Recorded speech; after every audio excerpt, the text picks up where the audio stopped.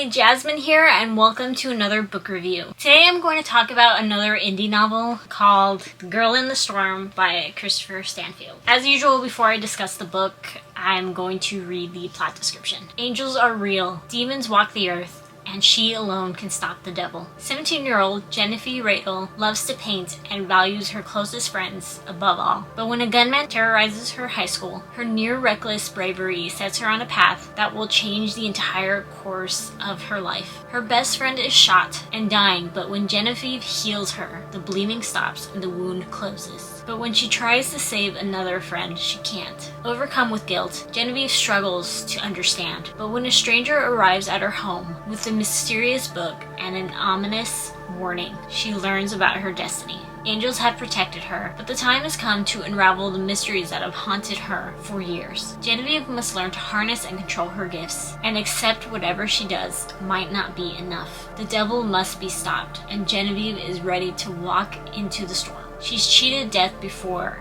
but can she save herself again without losing those she loves? The Girl in the Storm is a contemporary fantasy focused on the archangels, including Michael and Lucifer. I'm having trouble really describing the book, so instead I want to share my experience. When I started the book, I was impressed and at the same time confused by the way the story was being told. It's told in a very cinematic way, as if the scenes were edited. The chapters often going back and forth between present and a flashback, often within a single page. In the first chapter, we're told of the shocking thing that has happened to our main character, Genevieve, as she tells her therapist. The reason talking about this book feels so complicated is because I had a lot of contradicting thoughts about it. Like in the first half of the book, I was very impressed by the storytelling. It's captivating, and at the same time it was too much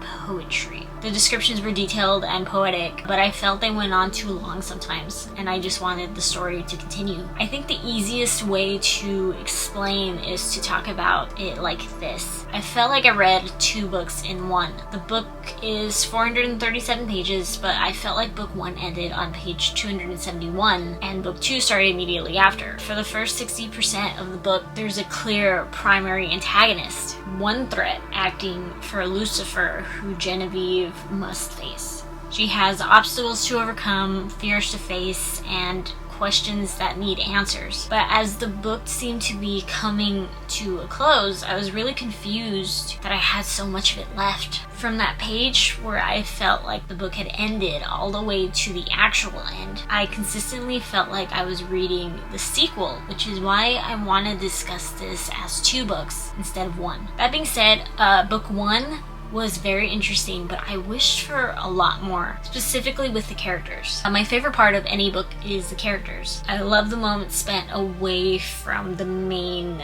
plotline. I love getting to know their personalities, their interests, their flaws. And book one only focused on the main plot, so I had names and faces, but not much to make me form an attachment to the characters. Book two, on the other hand, had much more depth with the characters. I finally felt like I was getting to know Genevieve and the other angels, but suddenly it was all too fast. While I spent book one wanting it to move faster, I spent book two wishing it would slow down. Like I said, contradictory thoughts, but the true strength of the book was the writing. The writing style reminded me a bit of Neil Gaiman, specifically American Gods. It's extremely detailed and often dove into the backstories for even the smallest characters. For example, at the start of the book, we have the shooter, and later in the book, the author explores his day, showing how he was led to the school that day.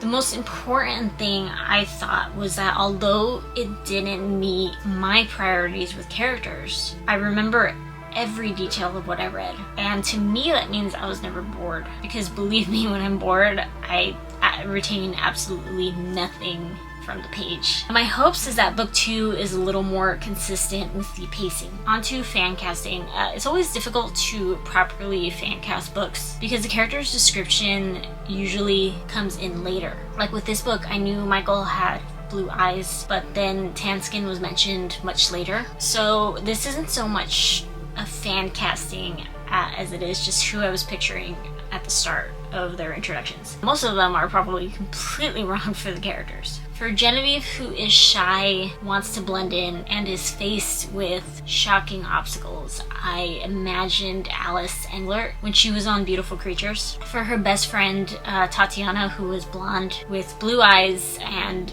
very loud and energetic, I imagined Haley Lou Richardson. For Lucifer, who is, I believe, charming but manipulative and is mentioned posing at a doctor at some point, I pictured Chris Pine. For Michael, who I thought was a wise consultant, I imagined Jason Clarke. For Raphael, who is a pillar of strength and someone Genevieve leans on, I saw Idris Elba. For Ruth, Genevieve's teacher, who protects her, I imagined Jamie Ray Newman. For Gabriel, who's a bit of a hothead, but is really just frustrated because he wants the fight to end, I pictured Lakeith Stanfield. And finally for Esther, who is introduced much later and whose character I will keep a secret so you can get to know her yourself, I imagined Jenna Malone. I thought this book was great, but I can imagine how much better it could get, which is why I'm looking forward to book 2. I've decided that my personal rating is 3 stars because I enjoyed it, but I don't think I will be rereading it. With books like this that are part of series, I don't want to use up too much time on just one author at once,